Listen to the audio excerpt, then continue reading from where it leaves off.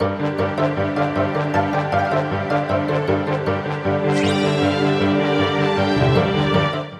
what's going on guys, it's Cynical and welcome back to another episode of Sea Salt Snippets. Today for you guys we have some spicy topics to talk about, so without further ado, let's just dive straight into it. First off for today, I thought we'd start off with something a little bit different that personally has me extremely excited. Now as you guys should probably know, tomorrow is the Game Awards, a massive event that happens every single year in December. And Jeff Kelly, the host and producer of the show, has already mentioned that this year's Game Awards show is going to be the biggest yet, including more game reveals than ever before, something that they wanted to focus on more so at last year's show, where we clearly got to see a lot of new game reveals and announcements. So this year's show is going to follow suit in that same sort of similar pattern, but with even more game reveals, which is super exciting, obviously in amongst the awards themselves. Now there's already been a ton of different teasers towards different things getting more information, or potentially more games getting revealed at the Game Awards over this week, but one particular tease that has me extremely excited and quite interested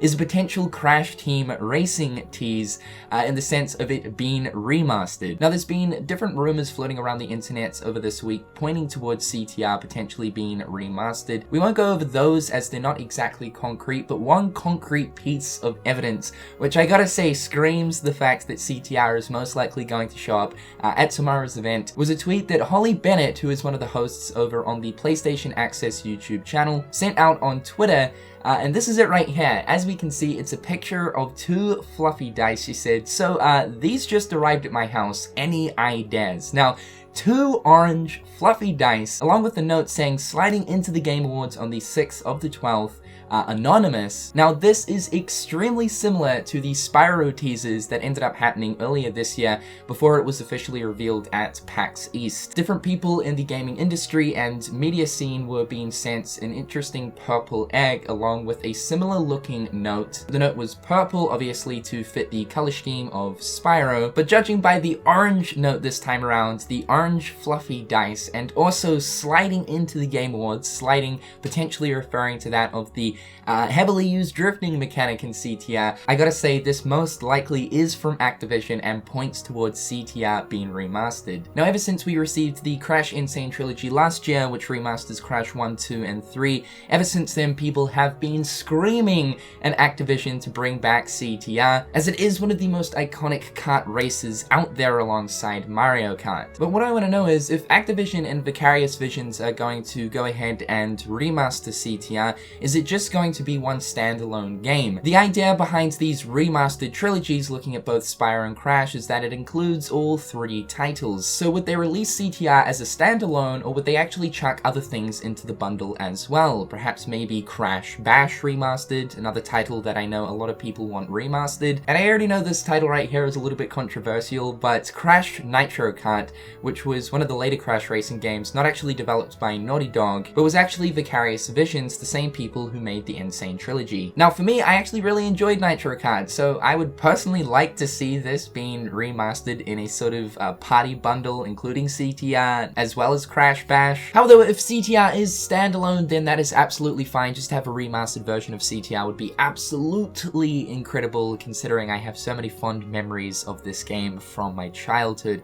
However, it will be interesting to see how Activision mark this up if it is just a standalone title, considering that both the N. Sane Trilogy and the Reignited Trilogy weren't even full-price games, yet they came with 3 different titles, and considering that those 3 titles aren't exactly too long in the sense of game length, you can finish them in about 4 or 5 hours. The same can also be said for that of Crash Team Racing, being able to finish everything in that game in about 4 or 5 hours. It'll be interesting to see exactly what they mark this up as if it is standalone, and whether or not they will include some additional content. I personally feel as if it will be thrown into a bundle, just considering how much content is in CTR. Activision would probably have to mark this up at the $20, $30 mark sort of thing, unless it did come with a lot of additional content. So yeah, it'll be interesting to see exactly what they do with this come tomorrow, if of course CTR is coming back into our precious hands. And next up for today, we have some new Famitsu tidbits talking about the 100 Acre Wood,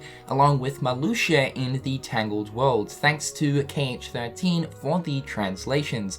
The first little tidbit here says Organization 13 consists of 13 Seekers of Darkness with Master Xehanort as their leader. He will try to use the villains of each world to pursue their goals. In this world, Malusha approaches Gothel, but what are his intentions? I'm really interested to see the dynamic between both Mother Gothel as well as Malusha, as it seems to be these two will be working together. For one, Gothel does not want Rapunzel to leave the tower area and explore the outside world, and obviously Malusha wants to try his absolute best in order to stop Sora. Seeing as both Sora and the gang are working with Rapunzel to try escape, it makes perfect sense that Gothel as well as Malusha will be teaming up. But what I want to know is, what will Malusha be using against Gothel in order to encourage her to stop Rapunzel from leaving, aside from her own intentions? One way I could see this going is Malusha mentioning the importance behind family and protecting them. In the most recent Union Cross story update, it was made apparent that Streliza is actually Luarium's sister,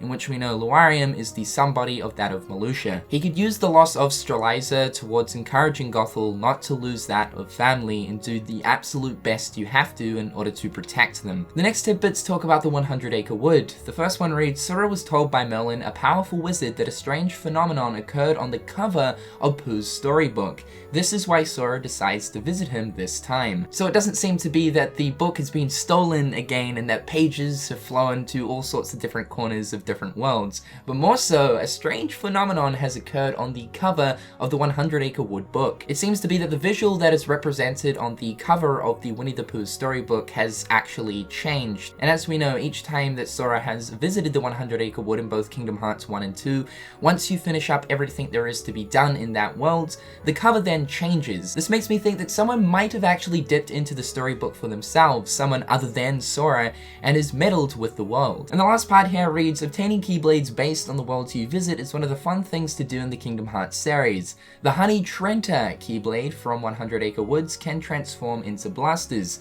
Some attacks will blast out honey. Now, this is apparently the Keyblade name for the 100 Acre Wood Keyblade in Kingdom Hearts 3, but honestly speaking, I do feel as if there is some kind of translation issues here. Either that, or this could just be the Japanese name for the Keyblade. Honey Trenta, though, sounds a little bit funky, so I don't want to deem this as being the actual confirmed name for the Keyblade, but it will be something similar to this. Next up, a couple of days ago, Final Fantasy Brave Exvius hosted a 3rd anniversary livestream to celebrate, well, 3 years of Final Fantasy Brave Exvius. During the stream, they announced a few cool announcements and reveals for the game itself, along with a Kingdom Hearts crossover event that will be happening in due time. Now, currently, as of right now, there is no confirmed day or time as to exactly when this event will be happening in Brave Exvius, but what we do know is Sora will be a character that you can use in the game, which is always cool to see Kingdom Hearts being involved in other titles, specifically that of Final Fantasy. As we know, at the start of this year, Kingdom Hearts had a crossover event with Final Fantasy Record Keeper, where there were cool Kingdom Hearts events in Record Keeper, as well as Final Fantasy Record Keeper events in Kingdom Hearts Union Cross. So far, it seems to be that this crossover event seems to just be for Final Fantasy Brave Exvius, but there's always the possibility of a Brave Exvius event happening for that of Union Cross too. And last off for today, Square Enix has revealed a special Kingdom Hearts 3 pop-up event that will be happening at Disney World Resort over in the United States from December 14th until January 31st. This is pretty exciting for people who live in the general area, but let's read up on the news and information as to exactly what this is all about. For a limited time, Disney Spring guests will be among the first to play a demo of Kingdom Hearts 3, and for those who visit before January 29th, among the few that get to experience the game before its release. This one-of-a-kind Kingdom Hearts pop-up experience also features a special Keyblade exhibit featuring life-size replicas directly from Kingdom Hearts 3, larger-than-life art inspired by characters and worlds from the game, and digital kiosks where attendees can pre-order the game and merchandise ahead of their release. Now, this is actually pretty exciting for many different reasons, but specifically because it seems to be that over the years, Disney have been getting more and more and more involved with that of the Kingdom Hearts franchise, slowly realizing that, hey, this is actually pretty damn profitable, and that a decent amount of people are actually interested in this. Now, a Kingdom Hearts event being hosted in a Disney setting, whether it be Disney World or the likes of Disneyland, does not happen very often. In fact, this would actually have to be one of the very first. Now, who knows if anything new will be going on at this event itself. I would say that the demo that will be available there for the attendees to play will just be the traditional normal demo, you know, Olympus as well as Galaxy Toys. But there's going to be a really cool art display from the Sims, along with that life-size Keyblades from Kingdom Hearts 3 as well. So if you guys do live in the general area, this is happening from December 14th until the 31st of January. So it goes for a lengthy amount of time, plenty of time for people to make their way over to Disney World Resort and to check out this goodness. However guys, with all that being said, that is going to wrap up today's episode of Sea Salt Snippets. In the comment section down below, please do share your thoughts and opinions. However guys, I'm Cynical, hopefully you're having a fantastic day, and until next time guys, I'll catch you later. Peace. Hit them on the page, you'll be coming through stain. Gold in my mouth when you suckers be bluffing. Milk crate, gaming up your bitch though. Catch me in the back playing Super Nintendo.